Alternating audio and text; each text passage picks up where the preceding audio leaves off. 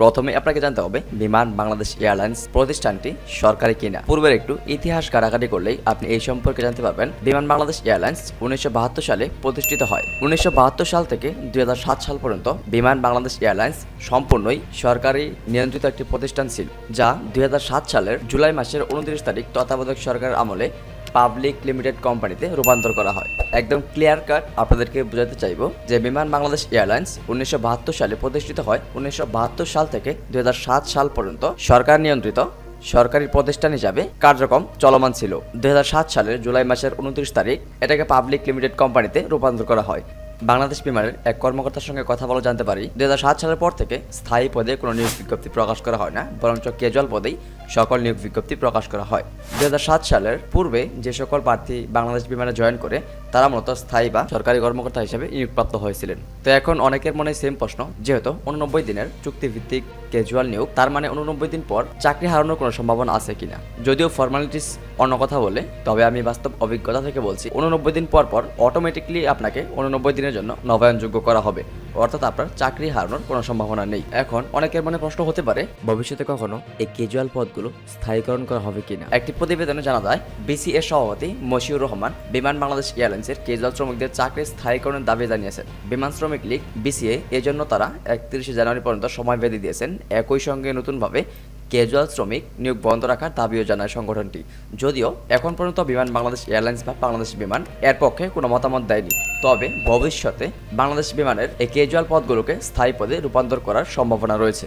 সদ্য প্রকাশিত যে সকল নিয়োগ বিজ্ঞপ্তি রয়েছে আপনি যদি একটু লক্ষ্য করেন দেখতে পাবেন সবগুলো ক্যাটাগরিকে তারা ক্যাজুয়াল পদে নিয়োগ বিজ্ঞপ্তি প্রকাশ করেছে। দেখতেই পাচ্ছেন pantryman casual, dish washer casual, hygiene helper casual, kitchen helper casual, baker helper casual, maintenance helper casual, store helper casual, aircraft technical helper casual, pump operator casual, fire helper casual, store helper casual, security guard casual, aircraft cleaner casual, এই সবগুলো ক্যাটাগরিতেই কিন্তু তারা casual পদে নিয়োগ বিজ্ঞপ্তি প্রকাশ করেছে। এই casual পদের বেশ কিছু সুবিধা এবং অসুবিধা রয়েছে। তো ক্যাজুয়াল পদের অসুবিধাগুলো হচ্ছে চাকরি স্থায়ী নয়, যে কোনো সময় চাকরি চলে যাওয়ার সম্ভাবনা রয়েছে। বেতন ও যাবতীয় সুযোগ সুবিধা স্থায়ী বা স্থায়ী কর্মীদের তুলনায় কম হতে পারে, তবে কাজ কিন্তু সেম। একজন পার্মানেন্ট বা স্থায়ী কর্মী যে কাজ করে সেই তুলনায় আপনাকে মূলত সেম কাজ করতে হবে।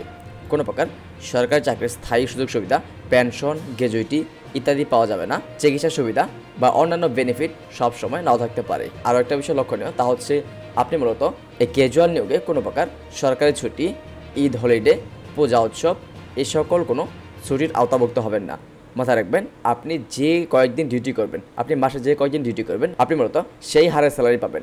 আপনি যদি সার্কুলারে একটু লক্ষ্য করেন, প্রত্যেকটা ক্যাটাগরিতে কিন্তু একদম স্পষ্টভাবে বলে দেওয়া হয়েছে নির্বাচিত প্রার্থীগণ দৈনিক মজুরি, আহার, ইউনিফর্ম, যৌথ ও যাতায়াত ভাতা বাবদ 875 টাকা প্রতিদিনের হাজিরা সাপেক্ষে প্রাপ্য হবেন। এখানে কিন্তু আপনাদের দৈনিক মজুরি হচ্ছে 875 টাকা।